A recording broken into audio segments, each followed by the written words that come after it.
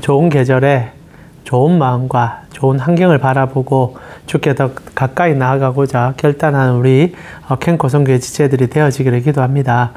바쁜 일상과 또 여러 가지 만남도 있을 수 있지만 잠시 내려놓고 주님을 예배하는 것이 너무 감사해서 주님께 나옴이 너무 기뻐서 이 자리를 지키고 있는 우리 지체들에게 하나님이 직접 만나주시고 하나님이 이들의 응답자 되어주시고 하나님께서 이들의 길을 보여주셔서 하나님으로 인하여 답을 찾고 주님으로 기쁨을 회복하여 주께 더 가까이 나아가 세상을 주님의 눈으로 바라봄으로 주님과 함께 그 기쁨을 누릴 수 있는 오늘 예배, 우리의 신앙, 우리의 길 되게 하여 주시옵소서. 오늘도 우리와 함께 하실 주님을 찬양하오며 살아계신 예수님의 이름으로 기도합니다. 아멘. 예, 드디어 루키가 이제 끝납니다. 고생 많으셨습니다. 제법 오래 이제 설교했는데 다음 주부터는 이제 우리 또 신약의 한 부분으로 말씀을 좀 나누도록 하겠습니다. 루키 재미있으셨습니까? 처음부터 끝까지 다 들으신 분도 계시겠지만은 드문드문 들으셨지만 듣는 가정 속에 분명한 은혜가 있으리라 생각합니다. 루키는 이제 모압 여인 룻이 시어머니와 함께 이스라엘로 들어오면서 생겼던 이제 자충우돌에 그러다 하나님께서 역사하심으로 결국 그 여인과 그를 통하여 하나님 나라가 어떻게 회복되는지를 보여주는 하나님의 복으로 끝나는 책이기도 합니다. 근데 오늘 이제 우리가 루키를 마무리하면서 한번 질문해보고 싶은 거는 여러분의 생각에 룻이라는 여인이 왜 이스라엘을 올 수밖에 없었고 이 여인은 이런 엄청난 고난 속에서 하나님을 선택할 수밖에 없었을까라는 생각 설교 가운데 아니면 이제 이 본문이 끝나는 과정 속에 물어보고 싶습니다. 여러분 룻이 왜 이스라엘로 올 수밖에 없었을까요? 그리고 룻은 왜 이런 엄청난 고난의 길을 통과하여 결국 하나님과 함께하는 그 영광을 누릴 수 있었을까요? 그에게 무엇이 문제가 되었기에 그녀는 이스라엘을 선택할 수밖에 없었을까요? 여러 가지 유추할 수 있습니다. 뭐 사별의 문제도 있었고요. 그리고 경제적인 기근의 문제도 있었고 삶의 고난의 문제도 있었고 그리고 특별히 또한 모압 신이라 부를 수 있는 그 모스의 그 잔혹하고 흉폭한 그런 모습이 아닌 시어머니를 통하여 본 여호와 하나님의 따뜻함을 알고 신앙적인 결단이 결국 이스라엘로 올 수 있는 그런 돌파구가 된 것일지도 모릅니다. 그러나 그런 건 다 부수적이고요. 실질적으로 딱 이유는 하나입니다. 자녀를 놓지 못해서. 결과는 그거예요. 만약 아이를 놓았다면 모압에 올 이유가 없습니다. 그리고 자녀를 출산했다면 이스라엘에 올 필요도 없죠. 왜냐하면 아이를 잘 키워가지고 모압 땅에 정착만 잘하면 되니까. 그러나 더 이상 여성으로서 당시 고대 근동에서는 단독 생존이 불가능했었고 특히 이제 자녀를 출산하지 못했다는 그 꼬리표는 이제 룻에게는 이 모압이라는 지역을 떠나고 싶은 아마 큰 갈망을 주지 않았는가 싶기도 합니다. 결과적으로 이 출산의 문제가 이 자녀 임신의 문제가 이 이제 룻을 이스라엘로 오게 만드는 큰 도구가 된 것은 우리가 부정할 수 없는 얘기라는 거죠. 자, 이렇게 볼 때 루키의 시작과 끝에 하나님께서 이제 어찌 보면은 이 룻과 그리고 나오미에게 고난을 주셨다라는 인식이 또 생길 수는 있습니다. 왜냐하면 그 고난을 통하여 결국 하나님을 알게 하는 원인과 결과의 문제가 나오기 때문이죠. 그래서 저희가 룻기 제일 처음 설교할 때 그 얘기 한번 해드렸습니다. 하나님은 여러분을 고난케 하지 않습니다. 의도적으로 하나님이 뭔가 보여주고 싶어서 매를 드시는 분은 아닙니다.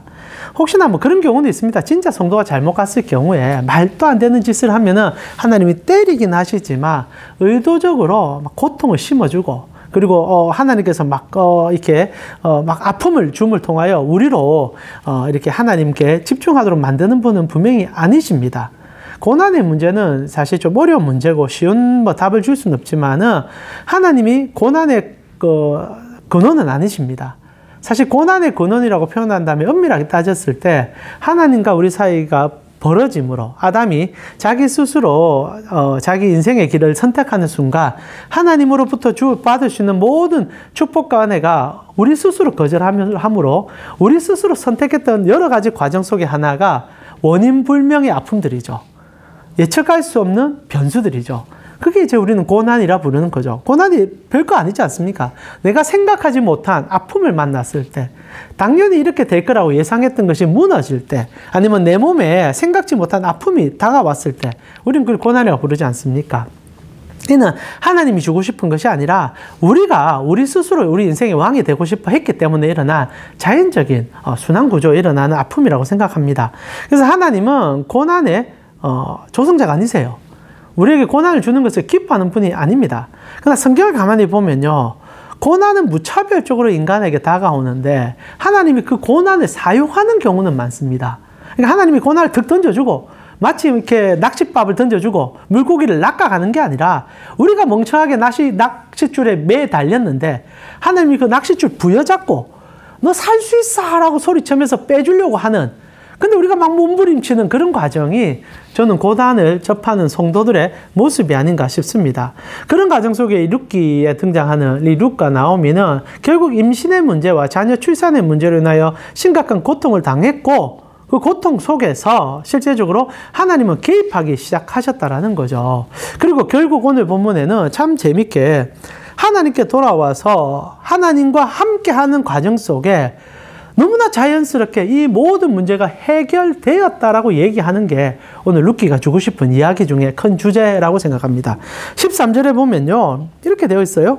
이에 보아스가 룻을 맞이하여 아내로 삼고 그에게로 들어갔더니 여호와께서 그에게 임신하게 하심으로 그가 아들을 낳았다라고 되어 있습니다.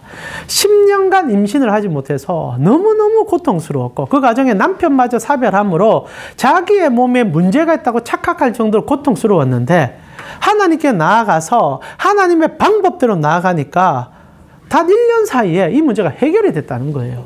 이게 참 은혜라고 부를 수밖에 없죠.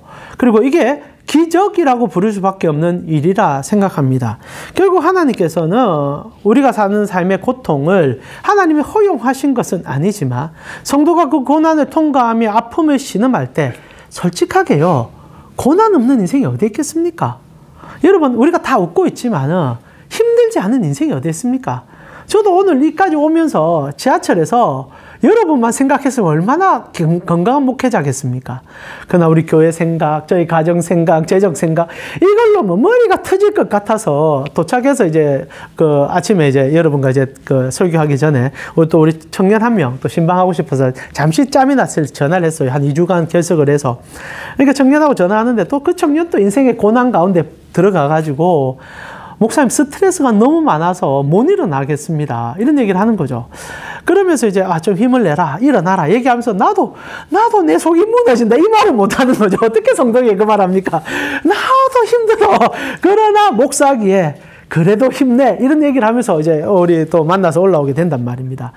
고난의 문제 앞에 당당할 수 있는 사람은 아무도 없습니다. 근데 참 감사하게도 동일하게 이 세상 전체가 고난의 수렁 앞에서 허우적거릴 때 하나님은 그 고난까지도 성도에게 하나님께 나아가 복의 통로가 될 수 있는 여건을 만들어주는 역전의 기적의 하나님이라는 거예요. 그래서 성경은 정말 많은 고난 가운데 하나님을 만남으로 그 고난의 문제도 해결받을 뿐 아니라 하나님으로 도약하는 얘기들이 참 많습니다. 특히 이렇게 불임의 문제 가지고 하나님께서는 그 백성을 살린 경우가 많잖아요. 가장 간단하게 사무엘서가 어떻게 시작합니까? 이스라엘이 사사시대를 지내가면서 너무나 고통스러웠어요. 그리고 그 고통의 원인은 자기들의 문제인데도 이유를 알지 못하면서 끊임없이 하나님만 원망하는 세대였어요. 근데 그 시대에 한나라는 여인이 불임을 경험합니다. 자녀를 갖고 싶은데 자녀가 나오지 않는 거예요. 오늘날처럼 난임센터가 있다든지 이렇게 의료적 시술을 받을 수 있으면 좋지만은 그런 것이 전혀 없는 시대이기 때문에 모든 문제는 여성에게 전가하는 시대였지 않습니까? 남자가 문제가 없다고 생각하는 거죠. 그러다 보니까 한나는 물론 이제 자기 남편이 엘가나가 참 사랑해주지만은 그러나 세상의 시선과 자기 안의 갈등과 내적 문제로 너무나 힘들어서 죽게 나아갑니다. 그러다가 얼마나 펑펑 울었는지 당시에 제 대제사장이 너 술 먹고 기도하지 마라 얘기할 정도로 억울해서 울고 슬퍼서 울게 되었죠. 근데 참 재밌는 것이 한나가 그렇게 기도하는 과정 속에 그의 기도가 바뀝니다. 하나님, 내가 자녀를 얻게 되면 내 욕망과 내 생각을 위해서 쓰지 않겠습니다. 하나님 백성을 위해서 쓰기를 원하고 하나님의 전에 내가 드리겠습니다.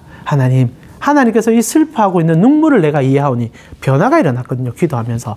한나의 기도를 보면 참 놀라워요. 개인의 아픔을 가지고 하나님 앞에 끊임없이 찾다가 하나님을 경험하고 나니까 내 문제가 아니라 이스라엘의 아픔을 가지고 기도하는 일이 생깁니다. 이게 하나님이 원하는 것 같아요. 그러고 나서 하나님께서 한나의 그 기도를 들으사 선지 사무엘을 그 태속에 주지 않습니까? 그리고 이스라엘의 흑암을 극복시키고 다윗 왕을 예비시키는 선지자로 세우는 일이 생겼다는 겁니다. 또한 아브라함도 동일하잖아요. 아브라함이 왜 갈대아 우르를 떠나서 그 가나안까지 갔습니까? 여러 가지 이유가 있지만 딱 하나예요. 임신하지 못해서.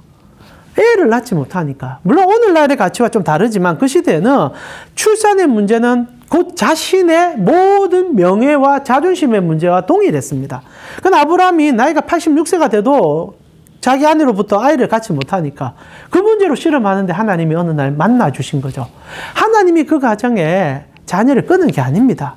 자연스럽게 출산하지 못하는 가정 속에 하나님은 그 틈을 비집고 들어가. 이게 성도에게 주어진 은혜예요. 무분별하게 다가오는 고난을 이 세상 전부가 경험해도 성도에게는 그 틈을 비집고 들어와 고난을 뒤집어 하나님의 영광을 보여주는 분이 우리 하나님이라는 거죠. 그래서 성경은 언제나 그 얘기로 우리에게 다가오지 않습니까? 결국 아브라함도 그런 불임의 문제 속에 하나님을 만나게 되고 그 나이 100세 때 이삭을 낳음으로 하나님 앞에 영광 올려드리며 단순히 개인적 욕망과 탐욕이 아니라 민족의 구원자여 곧 예수 그리스도의 형상을 이 땅에 보내줄 집안으로 일어서는 일들을 경험했다라는 거죠. 이러하듯 성도가 당하는 고난은 원인 제공자가 하나님이 아닐지언정 여러분이 당하는 고난의 마스터키는 언제나 하나님이 지고 계십니다.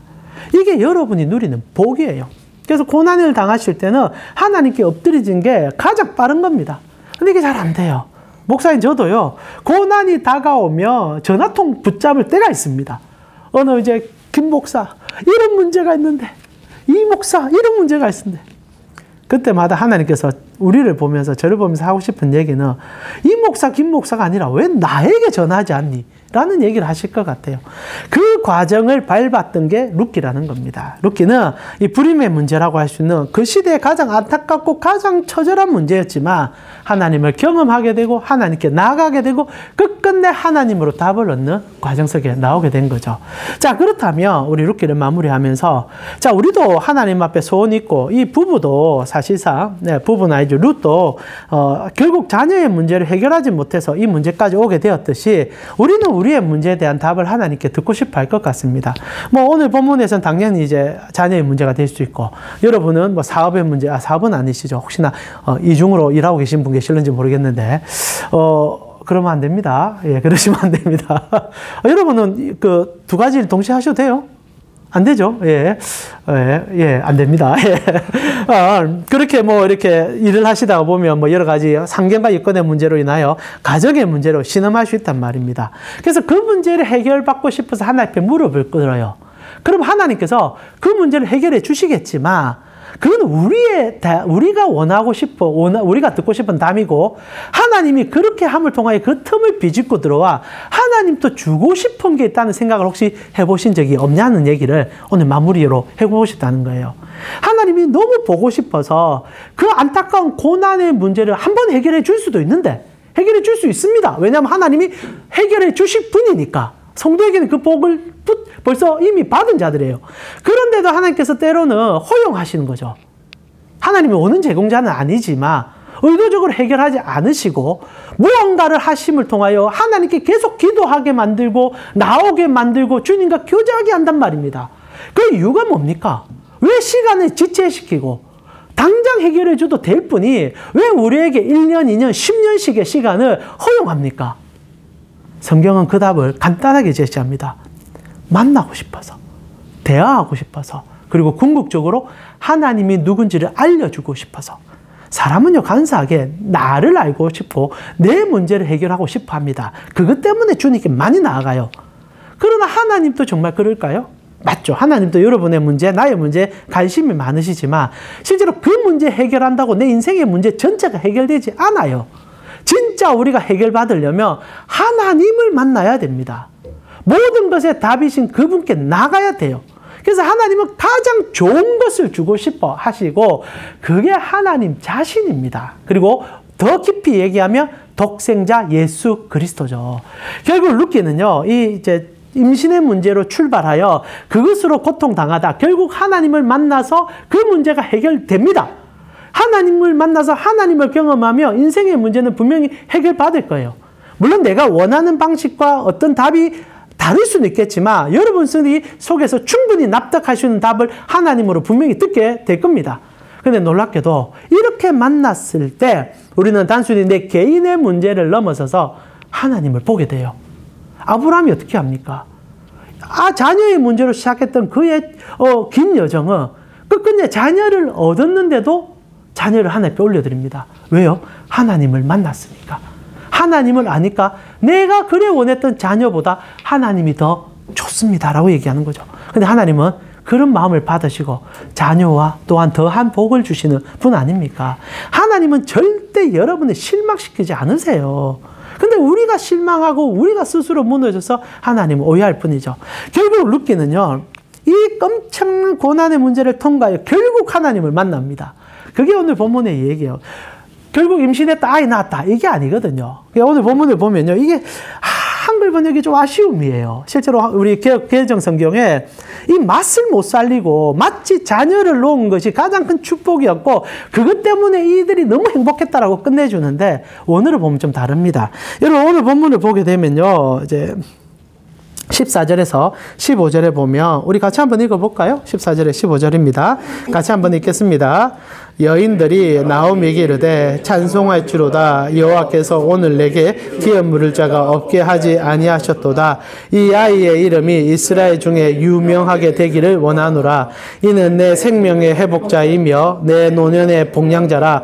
곧 너를 사랑하며 일곱 아들보다 귀한 내 며느리가 낳은 자로다 하니라. 자, 14절 15절 이제 그냥 우리 한글 성경의 문맥 보게 되면 드디어 이제 출산을 하게 되죠. 그래서 이제 아이를 낳게 됩니다. 아이를 낳게 되고 이 아이 때문에 내가 너무너무 행복하게 되고 그리고 이 아이로 인해서 내가 유명해지고 그리고 특히 이제 나오미 같은 경우에는 복량자 이제 어찌 보면 보험을 들게 된 거죠. 이 아이가 이제 너 노년까지 다 책임져 줄 거야. 그래서 다른 사람이 놓은 일곱 아들보다 귀한 며느리가 너에게 이 아이들 탁 던져줬잖아. 그래서 이 아이가 너의 전부야 라고 얘기하면서 끝내는 것 같습니다.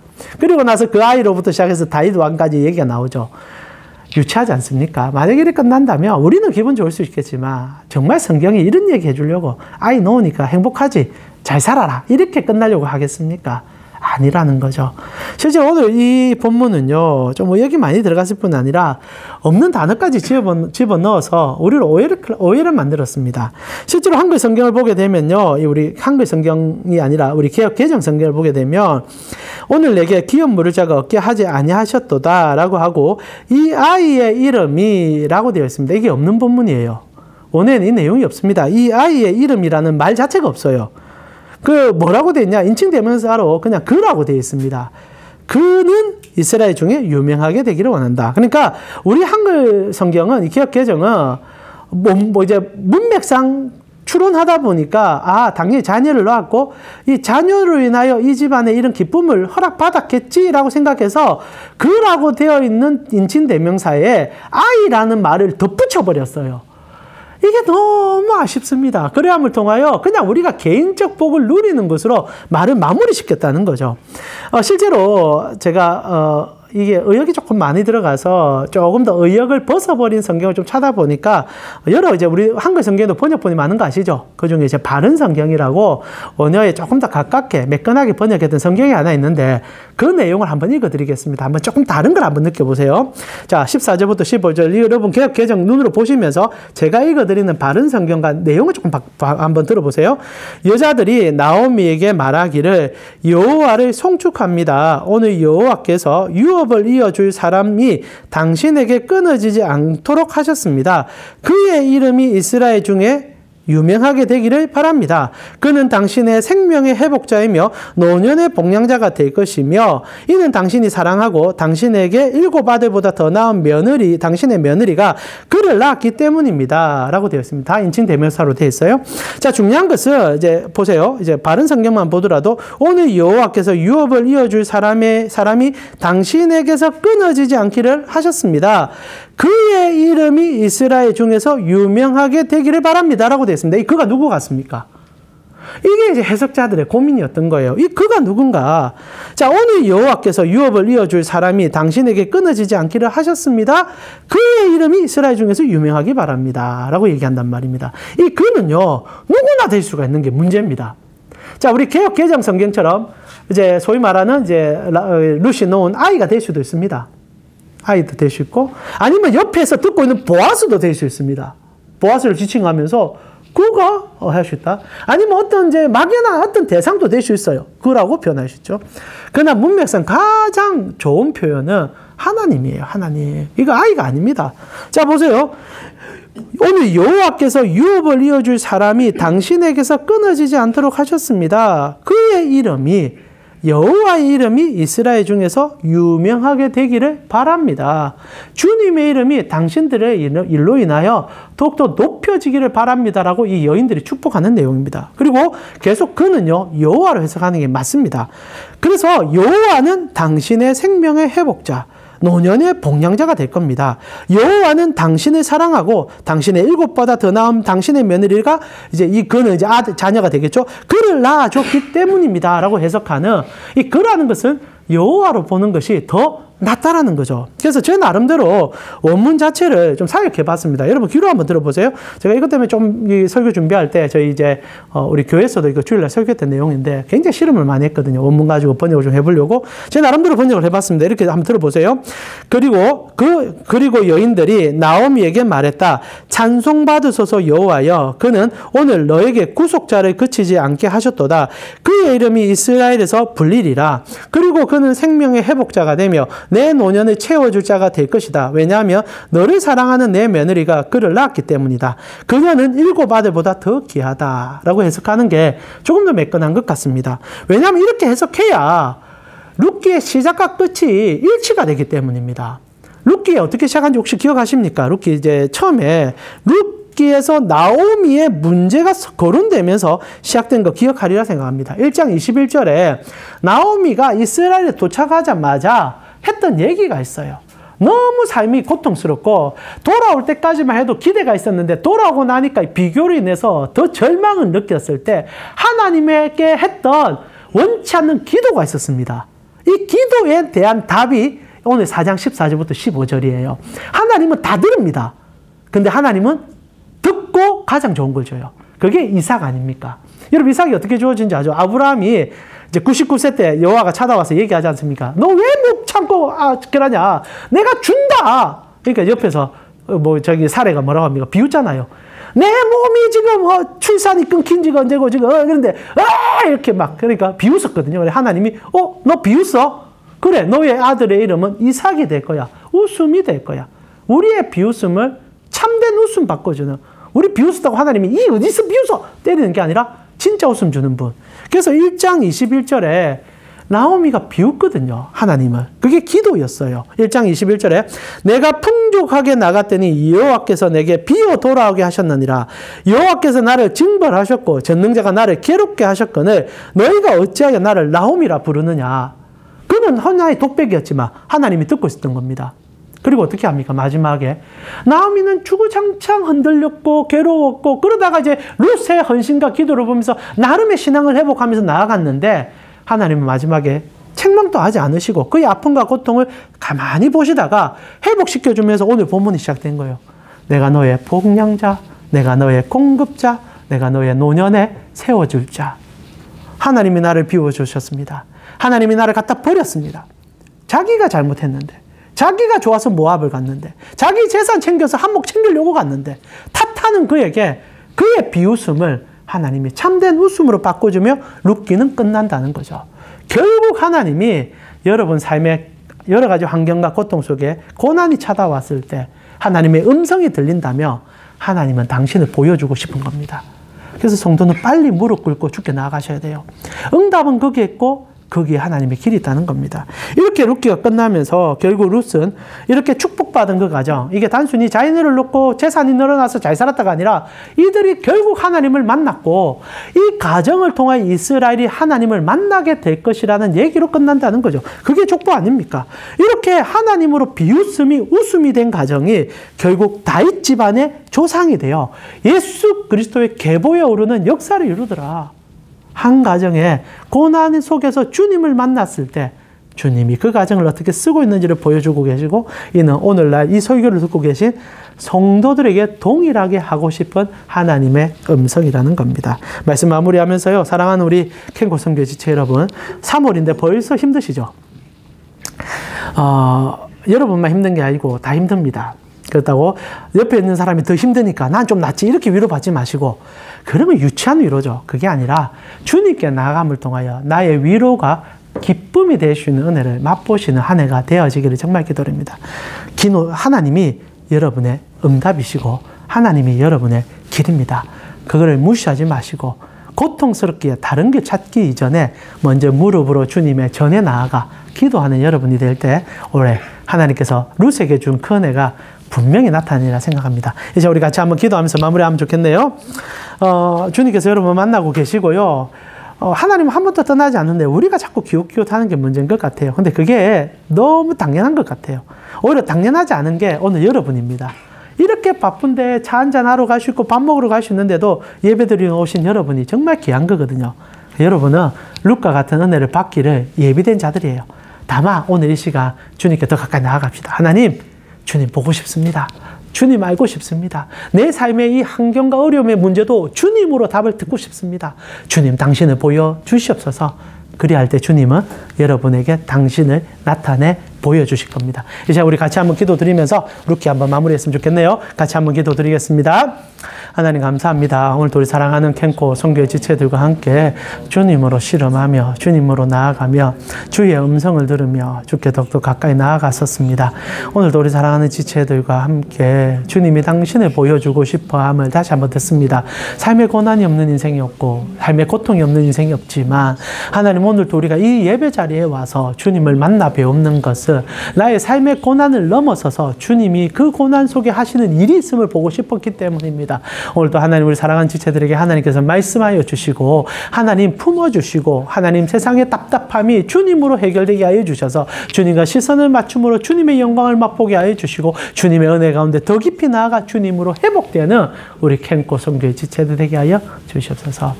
하나님 감사합니다. 룻기를 이렇게 마무리해 주게 해주셔서 감사합니다. 룻이 나오미를 붙잡고 떠날 때 나오미는 하늘을 향해 외쳤습니다. 하나님, 어떻게 이렇게 할 수 있습니까? 나를 망하게 하셨고 나를 비참하게 만들었습니다. 그런데 하나님은 그 음성을 들으시고 오히려 더 슬퍼하시고 눈물을 흘리며 그 가정을 우연으로 인도하셔서 보아스를 만나게 하시고 결국 완전히 녹이셔서 내가 너의 노년의 복량자다, 내가 너의 기쁨이다라고 얘기해주며 그 가정 전체를 꼭 안아주는 하나님의 따뜻한 복의 품을 보았습니다. 오늘도 우리 사랑하는 캔코 선교회 지체들이 삶의 고난을 통과하고 있다며 죽게 나아가게 하여 주시고 어려운 일을 만났다며 하나님의 얼굴을 대면케 하여 주시고 삶에 통과하지 못할 거라 생각하는 큰 장벽을 만났다며 무릎 꿇고 기도함을 통하여 주님의 크신 은혜를 경험하는 이들이 되어지도록 인도하여 주시옵소서.